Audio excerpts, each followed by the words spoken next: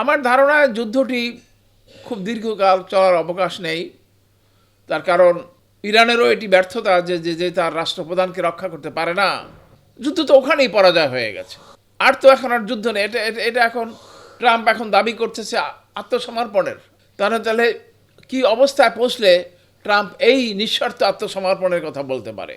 অনেকেই মনে করেন যে যুদ্ধ যদি দীর্ঘায়িত হয় তাহলে পরে ইরানের হয়তো এই সরকার বেঁচে যেতে পারে, কিন্তু আমার মনে হয় না যে এই আমেরিকা ইসরায়েল এতটা সময় দেবে। তাদের যে মূল পরিকল্পনা, আসল কথা হলো যে সেই ক্রুসেড অর্থাৎ ইসলামকে পরাজিত করা। ইরান যুক্তরাষ্ট্রের এই যুদ্ধকে আপনি কিভাবে দেখছেন? It's a new crusade against the Islamic Ummah by the Christians in a new form, in a new variation. আমরা জানি যে ইসলাম এবং খ্রিস্টবাদের মধ্যে দীর্ঘ ক্রুসেড অনুষ্ঠিত হয়েছে হাজার হাজার বছর ধরে। ইসলামের বিকাশের পরবর্তী কাল থেকে ১৫০০ বছর ধরে খ্রিস্টান, মুসলমান এবং ইহুদিদের পবিত্র স্থান জেরুজালেমকে কেন্দ্র করে এই ধর্মযুদ্ধ বা ক্রুসেড অনুষ্ঠিত হয়েছে। হযরত ওমর রাদিয়াল্লাহু তাআলা আনহুর সময় জেরুজালেম মুসলমানদের দখলকৃত হয়। পরবর্তীকালে এটি দখল করার জন্য, পুনর্দখল করার জন্য ইউরোপীয় শক্তি, বিশেষ করে 12th সেঞ্চুরি থেকে প্রায় ১০০০ বছর তারা এই মানে স্তরক্রমে মানে সময়ান্তরে তারা এই কাজটি করে। তো পরবর্তীকালে মানে যখন ওসমানীয় সুলতানাতের পতন হয়, তখন প্রথম মহাযুদ্ধের পরাজয়ের ফলে গোটা ইসলামী বিশ্ব পশ্চিমা দুনিয়ার অর্থাৎ ব্রিটেন, আমেরিকা এবং ফ্রান্সের দখলে চলে যায়। তখন এই ক্রুসেডার শব্দটি ব্যবহৃত হয়নি, অর্থাৎ এটা মুসলমানদের পরাজয়ের পরে তাদেরই অধিকৃত হয়ে যায়। তাদের ইচ্ছা, তাদের আকাঙ্ক্ষা, তাদের সিদ্ধান্তই মানে সিদ্ধান্ত বলে পরিচালিত হয়। যার ফলে কথা দীর্ঘ না করি, দ্বিতীয় মহাযুদ্ধের পরে এরই অনিবার্য ফলশ্রুতিতে ফিলিস্তিনের মাটিতে জোর জবরদখল করে ইসরায়েল রাষ্ট্রের উৎপত্তি হয়। যুদ্ধ এখন ধর্মের নামে নয়। যখনই এখন আধুনিক পরিভাষা ব্যবহৃত হয়, যুদ্ধ এখন আর ধর্মকে নিয়ে এটা বলা যাবে না। ধর্মনিরপেক্ষতা, আধুনিকতা এবং আমাদের মানবাধিকার, এইসব শব্দগুলোকে নতুন রং, নতুন ঢং দিয়েছে। 1948 সালে ইসরায়েলের প্রতিষ্ঠা থেকে এ পর্যন্ত সর্বত্রই মুসলিম বিশ্বের মধ্যে পাশ্চাত্যের অবস্থান নির্ণীত হয়েছে। 1948 সাল থেকে মানে এ পর্যন্ত 4টি যুদ্ধ হয়েছে। 4টে যুদ্ধই পশ্চিমারা এক থেকেছে এবং মুসলমান রাষ্ট্রগুলো এক থেকেছে। তো ক্রমে ক্রমে ইসরায়েল যত শক্তিশালী হয়েছে, ততই পাশ্চাত্যের অর্থাৎ আমেরিকান সমর্থন শক্তি বৃদ্ধি পেয়েছে মধ্যপ্রাচ্যে। এখন এমন একটি অবস্থা এসে দাঁড়িয়েছে যে তথাকথিত মুসলিম রাষ্ট্রগুলো তাদের ক্ষমতার জন্য, এমনকি যাদেরকে বলা হয় হারামাইনে শরীফাইন, পবিত্র ভূমির রক্ষাকর্তা, খেদমতগার, তারাও এখন খেদমতগার হচ্ছে আমেরিকার।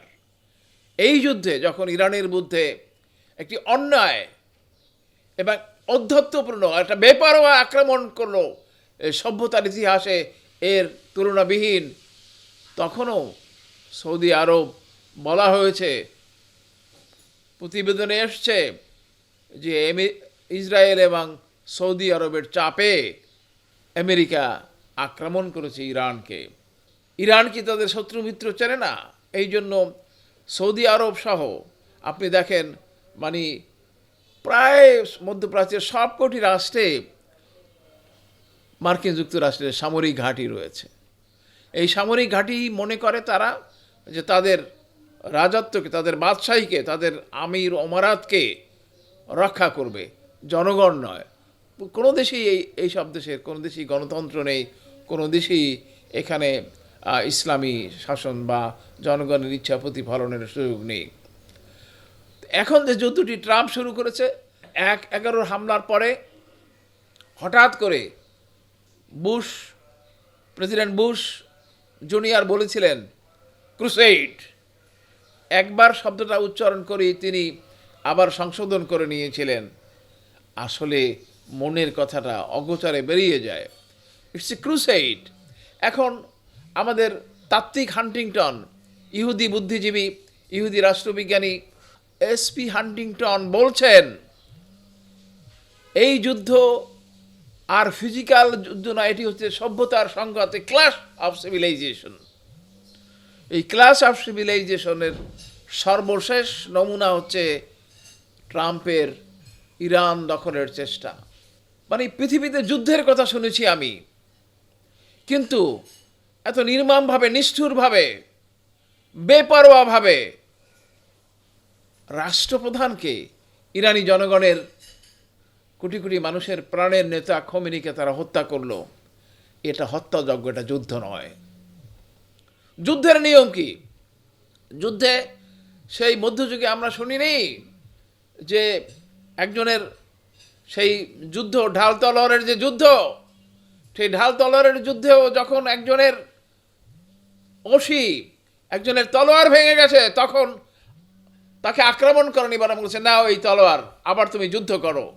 তথাকথিত জেনেভা কনভেনশন, এই জেনেভা কনভেনশনে তো রাজনৈতিক নেতৃত্বের বিরুদ্ধে যুদ্ধ করার কথা নয়, ধ্বংস করার কথা নয়। সেখানে আপনারা দেখেছেন শত শত শিশুকে হত্যা করেছে মার্কিন যুক্তরাষ্ট্র। রাজনৈতিক নেতৃত্ব মানে দেশের রাষ্ট্রপ্রধানকে হত্যা করেছে। যুদ্ধ যদি হয়, সামরিকভাবে যদি হয়, ঠিক আছে, তারা বিমান পাঠাচ্ছে, এরাও বিমান পাঠাচ্ছে, যুদ্ধের মধ্যেই সীমাবদ্ধ থাকবে। কিন্তু যুদ্ধ আজকে নির্মমভাবে, নিষ্ঠুরভাবে, মর্মান্তিকভাবে একটি হত্যাকাণ্ডে পরিণত হয়েছে মার্কিন যুক্তরাষ্ট্র এবং তথাকথিত মানে অর্ধ উন্মাদ এই ট্রাম্প এটি যুদ্ধকে মানে হত্যাকাণ্ডে পরিণত করেছে। এটি আর যুদ্ধ নেই। এই যুদ্ধ কি কবে নাগাদ শেষ হতে পারে, বা কি আদৌ এভাবে চলতে থাকবে? আমার ধারণা যুদ্ধটি খুব দীর্ঘকাল চলার অবকাশ নেই। তার কারণ ইরানেরও এটি ব্যর্থতা যে তার রাষ্ট্রপ্রধানকে রক্ষা করতে পারে না, যার নেতাকে রক্ষা করতে পারে না। যুদ্ধ তো ওখানেই পরাজয় হয়ে গেছে, আর তো এখন আর যুদ্ধ নেই। এটা এখন ট্রাম্প এখন দাবি করতেছে আত্মসমর্পণের। তাহলে কি অবস্থায় পৌঁছলে ট্রাম্প এই নিঃস্বার্থ আত্মসমর্পণের কথা বলতে পারে? অনেকেই মনে করেন যে যুদ্ধ যদি দীর্ঘায়িত হয় তাহলে পরে ইরানের হয়তো এই সরকার বেঁচে যেতে পারে, কিন্তু আমার মনে হয় না যে এই আমেরিকা, ইসরায়েল এতটা সময় দেবে। তাদের যে মূল পরিকল্পনা, আসল কথা হলো যে সেই ক্রুসেড, অর্থাৎ ইসলামকে পরাজিত করা। পৃথিবীতে ইরানই হচ্ছে একমাত্র রাষ্ট্র যারা ইসলামের কথা বলে, যারা ইসলামকে প্রতিষ্ঠার জন্য ইসলামকে শাসন ব্যবস্থা হিসাবে গ্রহণ করেছে। 1979 সালের রক্তাক্ত বিপ্লবের লক্ষ লক্ষ মানুষ প্রাণ দিয়ে এই ইসলামকে তারা সেখানে প্রতিষ্ঠিত করেছে। এই প্রতিষ্ঠিত করার ফলে আজকে প্রায় 50 বছর ধরে সেই শাসন ব্যবস্থাটি চলছে। পাশ্চাত্যের মাথা ব্যথা সেটা সেখানেই, যে একমাত্র রাষ্ট্র যারা কোনো ধরনের কম্প্রোমাইজ না করেই মানে মার্কিন যুক্তরাষ্ট্রকে চ্যালেঞ্জ করে যাচ্ছে। এখন আসলেই এইটি হচ্ছে নতুন অবয়বে, নতুন বার্তায়, নতুন রেটরিক্সে এটা হচ্ছে পাশ্চাত্যের ক্রুসেড ইরানের মধ্যে। ইসলামকে পর্যদস্ত করা। পৃথিবীর কোনো রাষ্ট্রে যেখানেই ইসলামের আবির্ভাব বা ইসলামের বিকাশ বা ইসলামের অবকাশ দেখা যাচ্ছে মার্কিন যুক্তরাষ্ট্র সেখানে ঐতিহাসিকভাবেই মানে ইসলাম বিরোধী শক্তি হিসাবে ইসলাম বিরোধী শক্তিকে পদানত করার চেষ্টা করেছে। ইখওয়ানুল মুসলিমিন ক্ষমতায় গিয়েছিল মিশরে, তারা ষড়যন্ত্র করে সামরিক অভ্যুত্থানের মাধ্যমে সেই ইসলামী শক্তিকে সেখানে পরাজিত করেছে। আলজেরিয়ায় যখন মানে ইসলামিস্টরা ক্ষমতায় যাওয়ার সম্ভাবনা সৃষ্টি হয়েছে, তখন তারা সেখানে মানে অভ্যুত্থান ঘটিয়েছে। নাইজেরিয়ায় নির্বাচিত প্রেসিডেন্ট ইসলামিস্ট হওয়ার কারণে তাকে সেখানে প্রেসিডেন্ট হওয়ার পরেও কারারুদ্ধ করে রেখেছে দীর্ঘকাল। কারাতেই তার প্রাণ মানে তিনি মৃত্যুবরণ করেছেন, তাকে ক্ষমতাসীন হতে দেয়নি।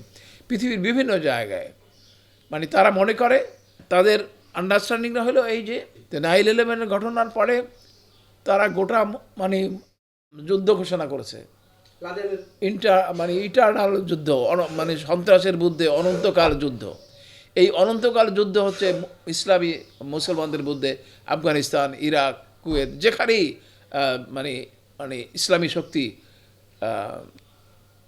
অগ্রসর হয়েছে, প্রতিষ্ঠার দিকে এগিয়েছে মার্কিন যুক্তরাষ্ট্র এবং ইসরায়েল এবং ইদানিং ভারত। এই সেদিন দেখছেন আপনারা মানে নরেন্দ্র মোদী মানে ইসে গেছে, তেল আবিবে গেছে, ইসরায়েলের সাথে মানে গোটা মুসলিম বিশ্বকে পদানত করার জন্য আমেরিকা, ইসরায়েল এবং ভারত একেবারেই ঐক্যবদ্ধ শক্তি হিসাবে মুসলিম বিশ্বকে নিশ্চিহ্ন করে দেওয়ার জন্য বিভিন্ন নামে তারা কখনো মানে ওই ক্রুসেড করছে, ধর্মযুদ্ধ করছে, তারা তা বলছে না, কিন্তু আসল কাজটি তারা করছে।